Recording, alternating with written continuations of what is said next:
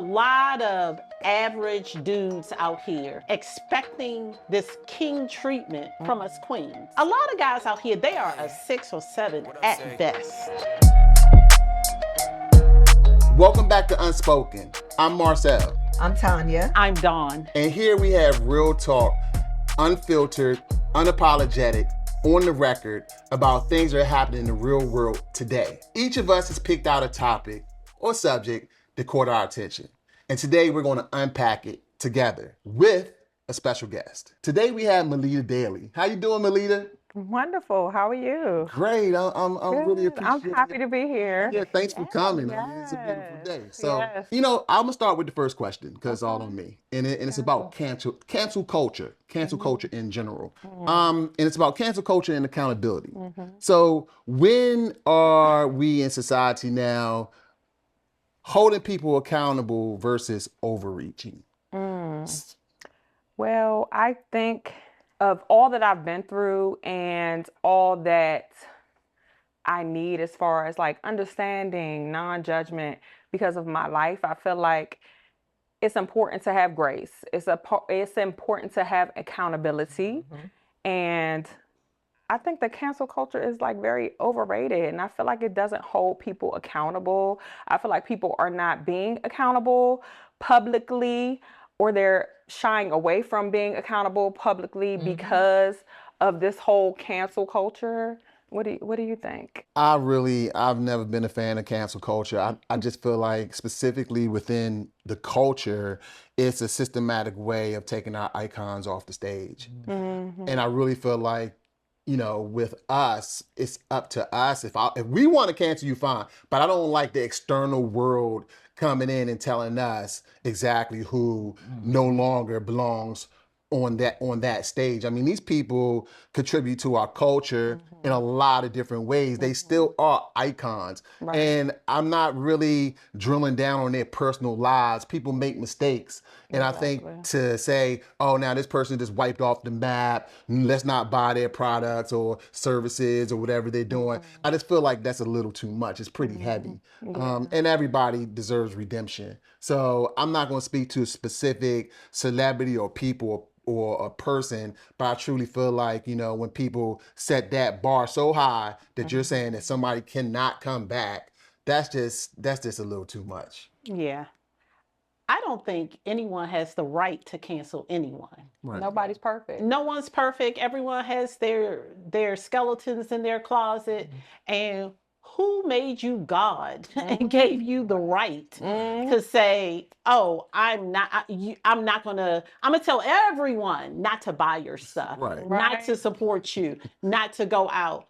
Who are you? Right. And then it's like on social media, you get a group of people that get together and then come down on this one individual because they didn't agree with one thing that you did or said. I'm like, screw them. Yeah, it makes no sense. So who are you? And I agree with you. This society needs to learn to give people more grace. Yep. All of us have fallen short and done things that we regret. If you've lived any type of life, you know that you've done some shit that you ain't like, that was embarrassing. Okay. You done dated somebody that you want to hide, that you be lying, talking about, I ain't date him. Yes. I got one or two of them. Yes. You know y'all, I don't know him. I was in a whole full-fledged. But it's like we all have stuff that we've regretted. Right. Or even like in the case of like Kyrie Irving, it wasn't like something that he regretted. He stood on it. Like, this is what I believe. This is what I think. But people still wanted to cancel him for the things that he did. And then, of course, when you start getting into religion and how, certain groups feel like if you make a statement that may or may not be insulting, to some people it's insulting and to some people it isn't, then they just feel like because I don't agree with you, because I choose not to side with you, now I want the whole world to stop supporting you. I just think it's crazy. And that is crazy because we all have a different context or a different belief system. Period. So my core values might be totally different from this person that the society, we're canceling this person. It may be something that I truly accept. It's not for you to say, what we should or should not do. And especially as an entrepreneur, I would hate to be in that position where my views dictate whether people support me or not support me. That's just crazy to expect everyone to follow one person. Like, what is the whole country, a cult? You know? Yeah, Right. it's very cultish. Right. Yeah. But then you do start looking at it like when you are an entrepreneur, to your point, your brand does, is represented by who you are, what you believe, what your values are.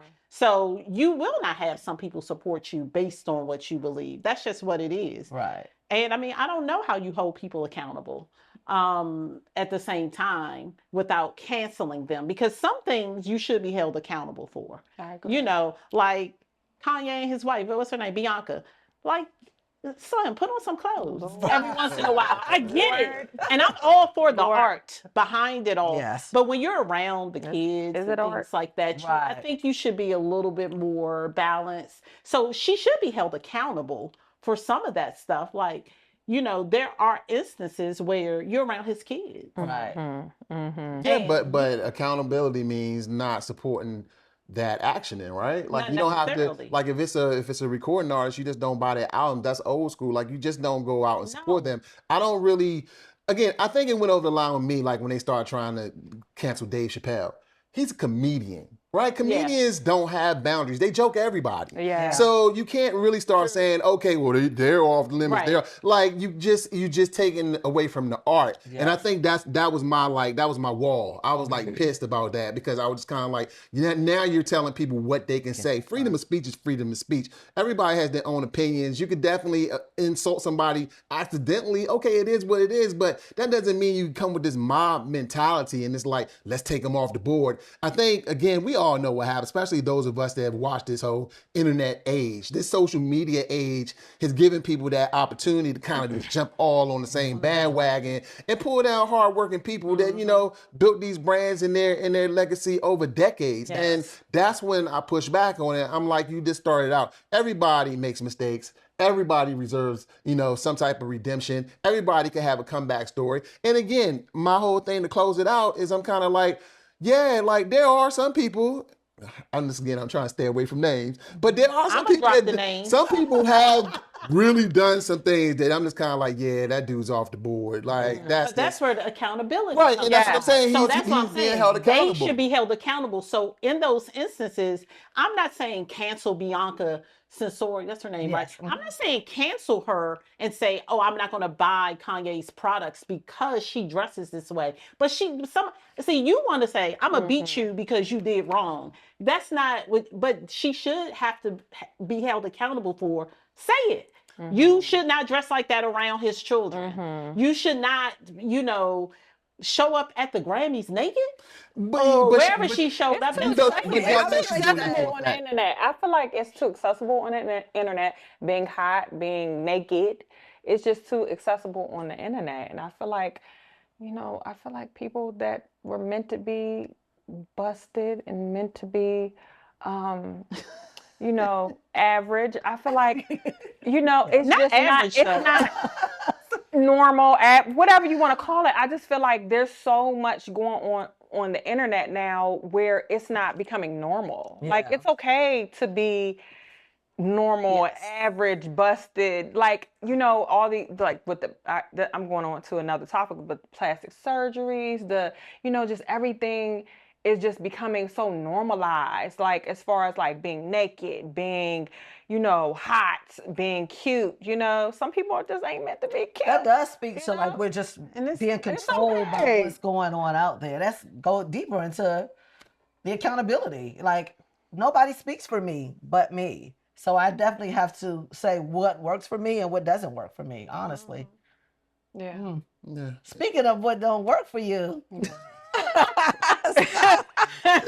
The subject matter number 2. Yeah. Bring it, Dawn, because we know you have something What on your doesn't work for plate. you? I do have a little subject matter. So my topic is, he's a 10 or not. Why is she looking at me, y'all? Like, I'm a 10. So she not talking We to me. know that he thinks he's a 10. I'm a 10. But no, You know, it's a lot of average dudes out here expecting this king treatment from us queens. A lot of guys out here, they are a 6 or 7 at best. And they feel like we're supposed, first of all, you're approaching a 10. You're approaching a and then you want them to treat you like you're a 10. So tell me, Melita, what do you think about that? Especially, and I would say this is probably more prominent over 45. When you're dating over 45, these men got gout. They got a bad knee. Gout. She is going hard, y'all. That gout. They got a bad knee. Yes. They sleep with a CPAP machine. They do. I've been there, done that. I'm just saying, you are a 7 at best, boo. And then you want to tell me, oh, you need to do this. And you got me straight tripping. Yes. Because at the end of the day, think about it. When we're in our 40s, we can date the daddy or the son. They on us. So why pick the daddy when we can date the son? Yes, yes. I agree. I agree. She is funny. I agree. I feel like dating over 45, 40, 50, whatever the case may be, is like shopping on a clearance rack. Like Not clearance. yes. Not a clearance, right? Not no rack. Boy, they dragging us. They dragging us through the mud up ahead. The diamond in the rough, you got to find that one piece that it's hard to find. I really honestly feel like dating over 45 and to what you said, you're a 10 and you have these men that are 7s, 5s, 4s. It's a lot. Maybe it speaks to the ratios that's going on out there. They feel empowered by that. No, let them know. Them ratios. Let them know. I'm just Let saying. them know. Let them them know. know.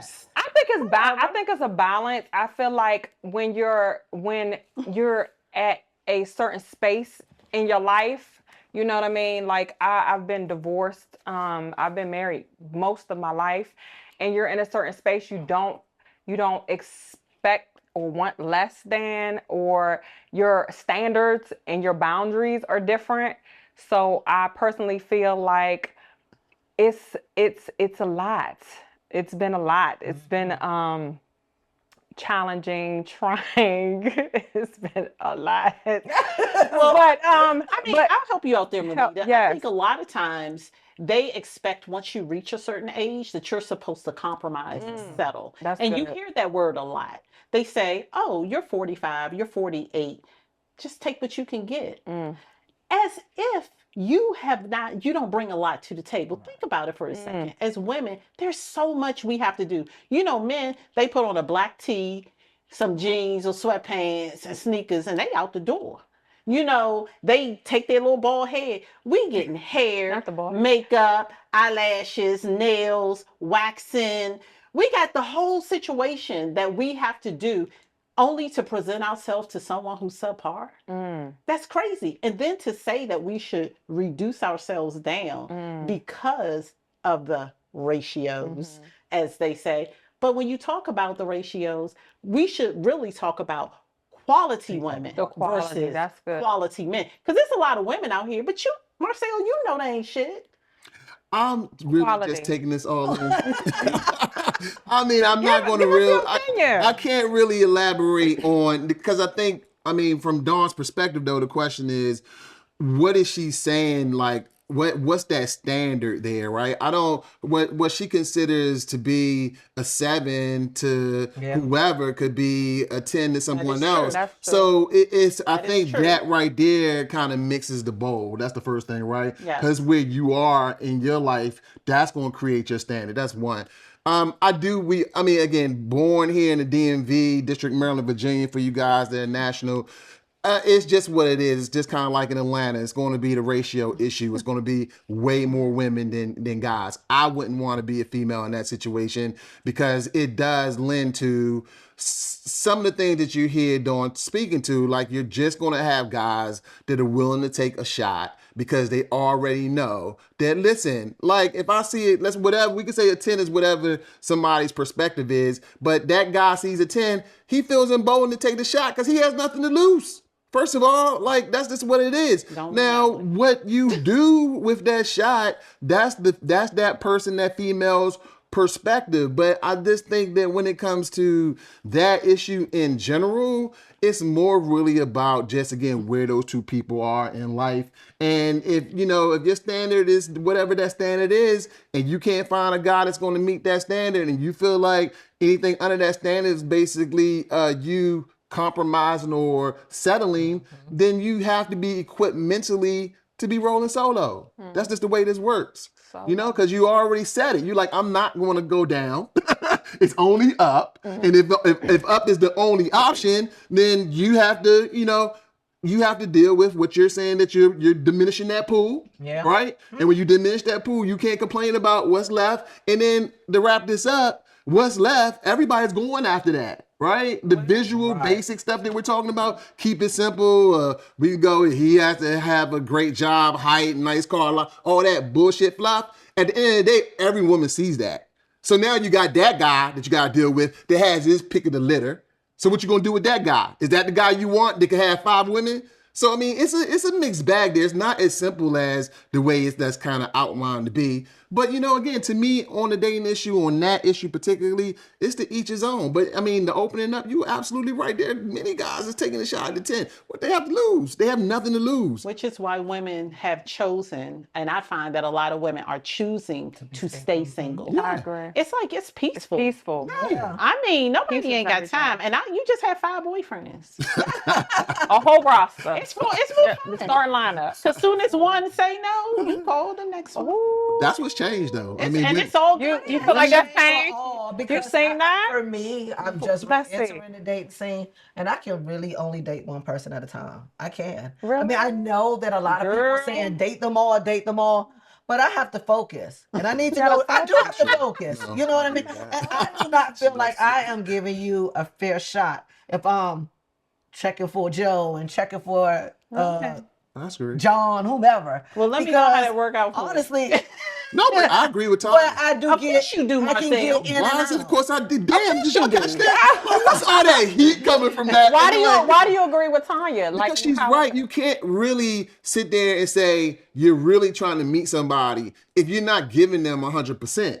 Like if I'm sitting there and I got 3 other women and I'm taking everybody Which out. y'all do.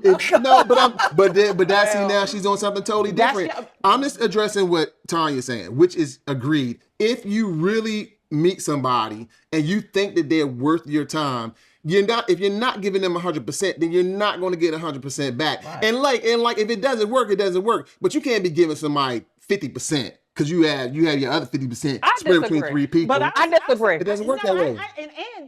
Before you say that, I think the clear point is if she's talking about I've met a person, I like them, I'm going to date them. Yes, it should be 1. But the crew, the roster, if you meet 5 dudes at Park, you haven't picked one yet. Date all 5.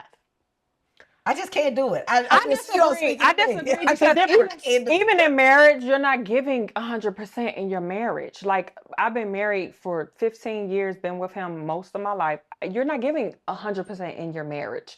You're giving. Sometimes you have 50, sometimes you got 80, sometimes you got 10, and hopefully he gives you that what you're lacking. However, in the dating pool, I just feel like for me, I've been engaged to 3 times, and every person that I would say proposed to me, I wasn't giving 100%. I was dating other people. Oh, wow. And I felt like I was being my full, genuine self in that moment with them. You know what I mean? But I was not giving 100% of me. Mm-hmm. You know what I mean? I was giving the happiest part of me, the happiest space that I was in when I was with that person. I was not. I don't know. That's and so that is a good point, because she's saying that people look at giving 100% as the good stuff. Yes. But the 100% is all the stuff. And all y'all really want is the good part. The good. That's actually not true. What would you like, Marcel?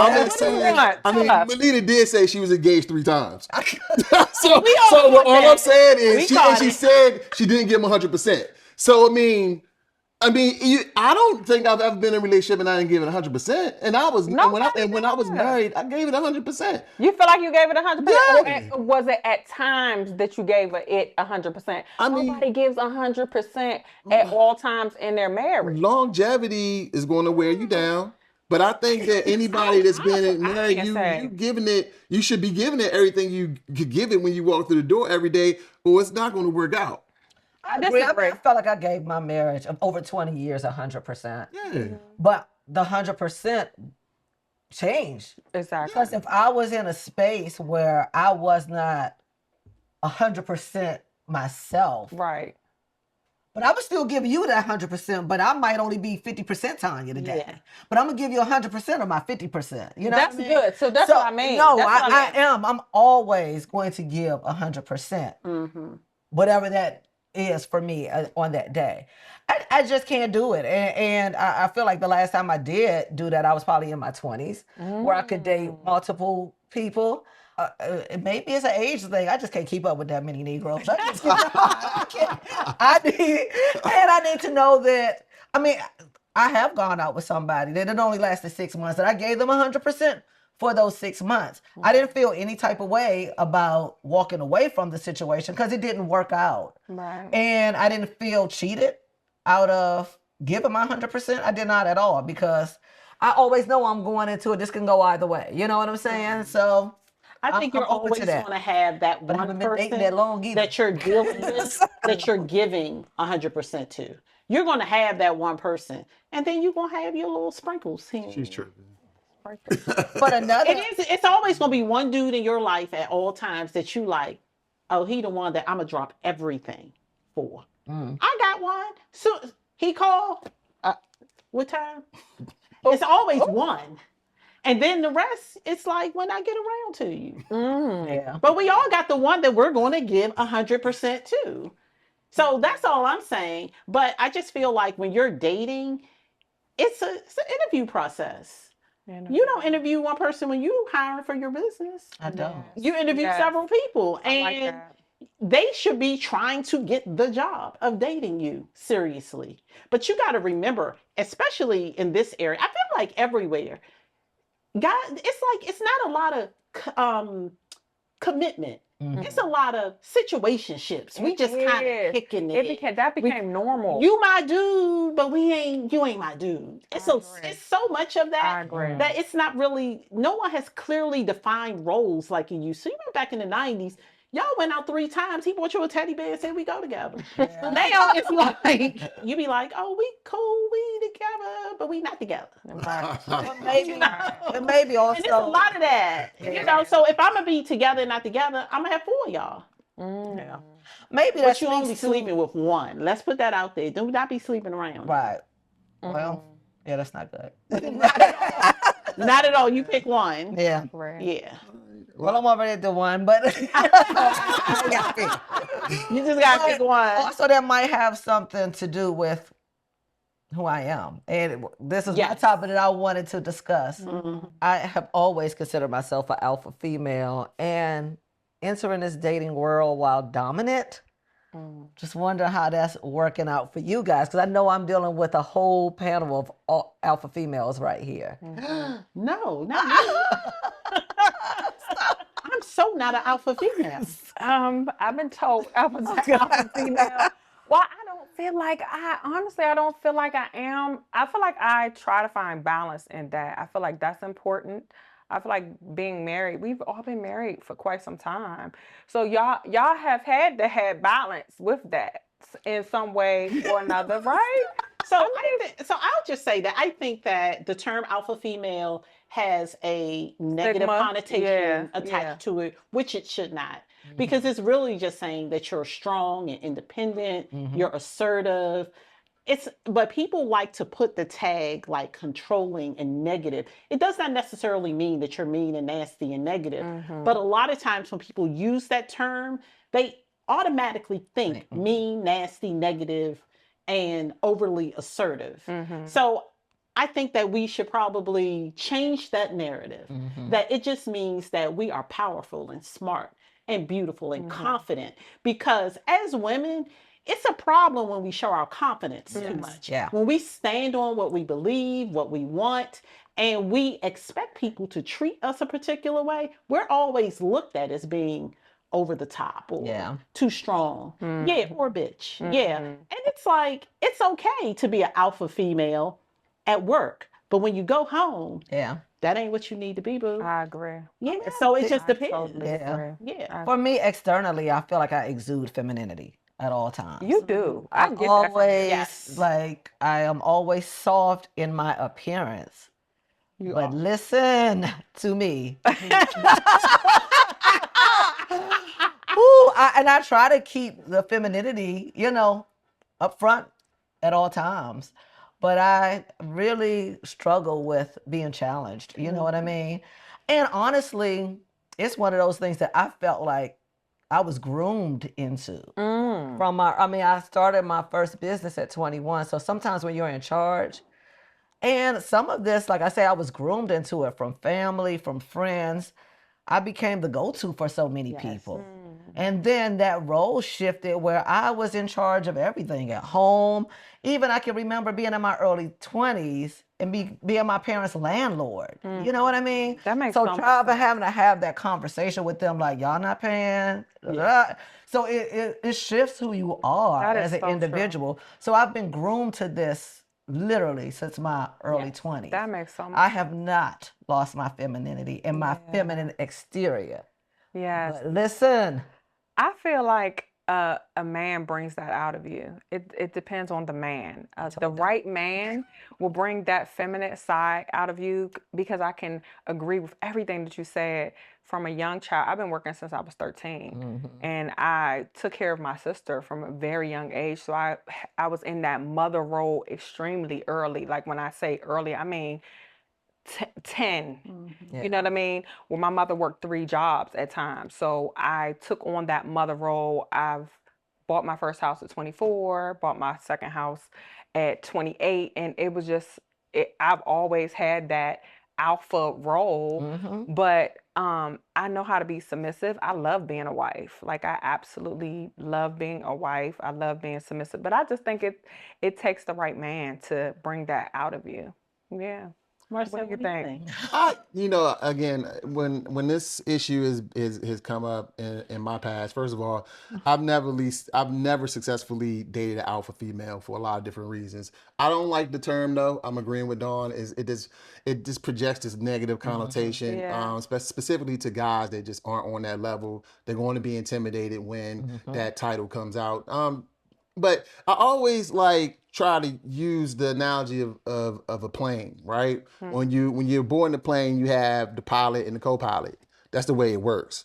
And I think in relationships, when you're dealing with an alpha male, right, the co-pilot has to be able to go, yeah, I'm gonna let the pilot fly the plane. I think that's where the conflict comes in with those two types of personalities, because alpha females, for instance, let me give you a perfect example.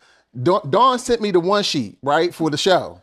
She sent it to me yesterday, and I was like, cool. I walk into, we about to have pre-production stuff. She walks up to me, and she had her one sheet out on her phone, and before I could say a word, she's like, I sent it to you yesterday.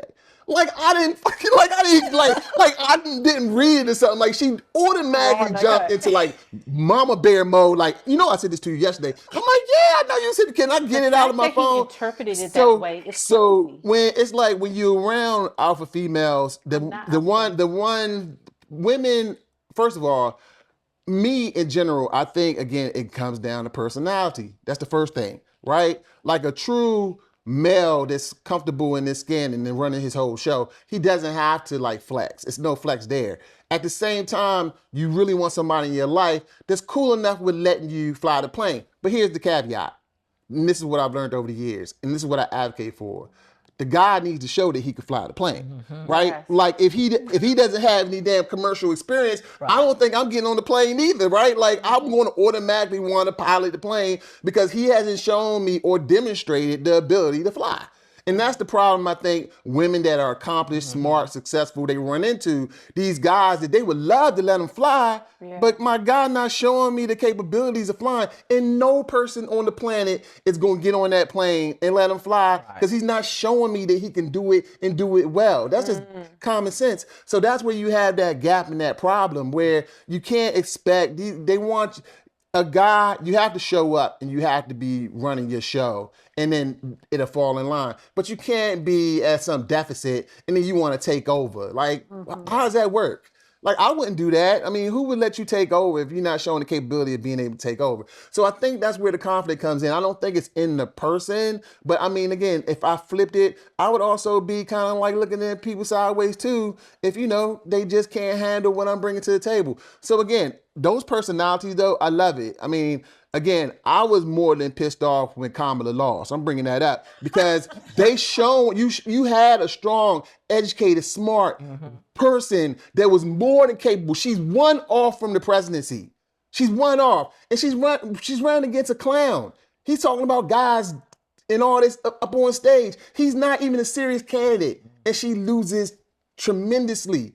I was pissed about that because women just don't get their say and their love in our society. It's just a segment of our population that just wants to push y'all back. And that's not okay. I mean, I'm just never going to Most women did not vote for, a lot of women did not vote for her. Black women, white women. Right. You feel me? A lot of women did not vote for her. And I don't even understand that. I do. Men are always trying to silence us. Because just think about what Marcel just said. He got offended because I said, hey, I sent you this yesterday. Did you see it? That's how she said it. Like, did you see it, dummy? Like, I'm like, yeah, bro, I did see it. So she's not pretending that right. It's perspective. Like, anything that you say, it's like taken in this negative connotation, almost like you should just stay silent and wait for them to come to you with it. And I just think that's just probably, that's a lot. They wanted to silence Kanye. I think a lot of society, women as well, are intimidated by alpha females. Yeah, I mean, for sure. Yeah, definitely. Yeah, they're not ready. And as I said, like maybe some of the environments we grew up in, we were groomed into this. Yeah. Whereas most of Middle America or most of the others that we're speaking of, they have the opportunity to stay in their femininity. They know what their life is going to be already. They already know that Chip is going to inherit the home in the Hamptons, and we'll get married at 23, and we'll move up there to our summer. They already know that. Their life is already planned out for them. Whereas my life would not be happening if I did not make it happen for myself. And we have to continuously be in motion. Because as soon as we stop, like we can't even stop now. You know, we're still moving. And you can't wait, especially now that, you know, all four of us are divorced. And it's like, you can't just stop. It's not nobody sitting there waiting to take care of us. You know, so it's this balance there where you're supposed to be super feminine, but you also have to be somewhat of an alpha in order to make sure that your kids don't have to take care of you, you know, completely on your own. So it's like a balance. And guys come into your life and they're like, oh, you work too much or you doing too much.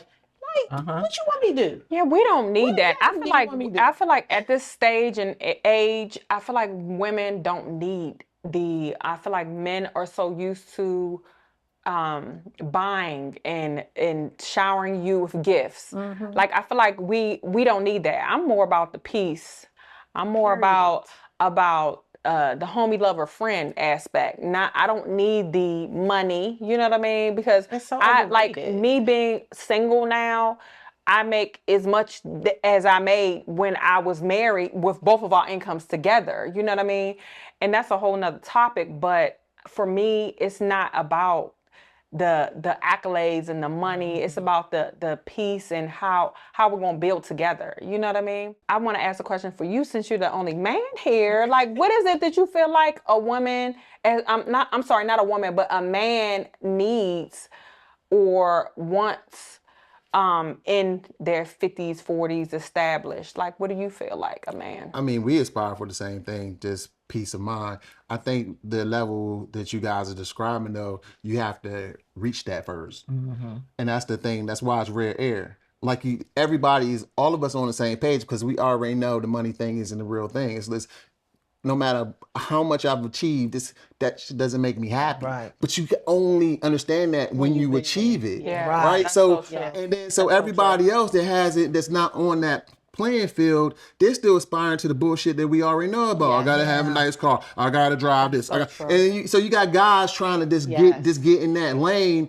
when, like you said, when you're older specifically, that's what makes dating at an older age harder because we're more established. Yeah. Right? I don't have any time for practice. I don't have any time for potential. That's that. I love people that's go forward. I'll help wherever I can, but I'm not bringing anybody along anymore. Right? Anybody I meet, we need to be on that same playing field, that same level. And a lot of it is around what you said. We just want peace, chill. I want to run my show, do my thing, be able to talk to you about anything on the planet, go travel, just enjoy this next level of life, which is aspiring to do everything, see all 7 continents. But again, it's only a certain type of person. Any guy that's not in that mindset, then they're going to be intimidated by you. Yes. Yeah. You know, because they're not where you are. That's just the bottom line. And it creates a bad paradigm because then if they're in that situation, then they're trying to prove that they are man. right. You know, and then that's going to turn y'all off because is you so like, I true. don't even need all this, right? I just want to love you for who you are. But this guy now trying to, I got to run the show. Because, now, you my girl. And you kind of like, bro, you not even, you like this. You finally said Stay something. in your lane. Stay in your lane and let That me is do so my thing. true. It's a lot of insecure people out here. Yeah. Especially at our age. I mean, so many. so many. Yeah, they are. I guess we bring a lot of beat down. You think? Once we get to this age, I mean, all of the experiences that we've had over the A years, life full of you really gotta shake it off and Yeah. keep moving. Yes. I mean, I think we've all achieved that muscle through entrepreneurship because you constantly have to shake it off Constantly. and get And back keep it out moving. there. Right. Yes. And I think it helps a lot when you are dating in this age because, as I said, I can hang out for 6 months and be like, oh yeah, this ain't gonna work. You know what I mean? And I can shake it off and move. But at that time, I'm giving you that 100%. But I realize that we may have different goals for where we're trying to go in life. And to add to that, and I think that's definitely a differentiator. Entrepreneurs, we're just built differently. Yeah. Because we just face a lot, we deal with a lot, and we're problem solvers, and we're like moving ahead. I don't have any time somebody complaining about some bullshit, there's some small nonsense that I'm not even thinking about anymore. Like, did we get past it and move on? Yeah. Like, we just look forward. We're not stuck in the past and we don't get, That's so true. and I think that type of personality, a lot of people just don't get how we are. I So agree. that just adds that extra nuance just to try to understand how we are because we're just risk takers, we're bold, we're pushing forward, we're like, today I'm killing it. Yeah. And a lot of people are just cool with the whole, my little picket fence, got my little, Right. I don't want to bother anybody, show up to work on time. Like, it's just a different mentality. Yeah. So you're not going, that match point isn't there. So yeah, it's a lot to navigate, but I got a lot of empathy for the whole alpha and female thing. Again, I think that needs to be taken off the table, that title, and let's just like move away from that. But it is harder for established female to meet the right type of guy in this environment. Is this a case closed? And the question is, now you guys have that option. It's like, well, how am I going to live my life under these circumstances? Because guys go through the same thing, right? And it's kind of like I come to a place where, I'm not going to settle, so I'm going to do all, and that's another thing entrepreneurs do, right? If I'm like, all right, look, the dating thing is what it is, but I just haven't met the right person, but I'm always going to put myself out there to make sure I'm in a good space. I'm going to focus on all the other things that I do, though. All my other companies, my businesses, my relationships, my friends, my family, my kids, they're going to get all my energy, right? And that situation just going to sit there and do what it does until the right person comes along. That's just the way it works. Yeah. Sounds good to me. That's the way to be. Sounds good to me. Yeah. Well, I mean, that feels like that's the end of this show. I really appreciate Ms. Melita Daly coming out to kind of hang with us. You've been a Thanks great for guest. having me. Yeah. Yes. And, so Dawn, Tanya, Dawn, Tanya. Dawn, do you guys have anything you want to share with the audience? Anything you want to push out there, promote? I mean, as I spoke about in my intro, I am looking to help the next group of beauty entrepreneurs. So right now I'm promoting my 6-figure stylist, the Blueprint Edition, helping every stylist become a 6-figure earner because it's very obtainable in today's society. And they just have to follow some simple steps to do it. So if they get my 6-figure book, they will they will be earning six figures right away. And you all could just feel free to follow me on social media at I am the Dawn, and I will show you how to increase your net worth through real estate. You can follow me at Jazzadora Creations on Instagram and Facebook, and visit all of my art and creativity and some more things soon to come. And I guess I didn't give my at. My at is at The Real Hair Icon. Also follow my current salon, McKenna Jordan Salon. And I'm Marcel Clarke. Just follow me on IG, Marcel Clarke _, or go to my website, marcelclarke.co. I didn't get the .com, people, but I got the .co. Buy my book, Hiding in Plain View. I guarantee you it's going to be worth the read. And I appreciate you.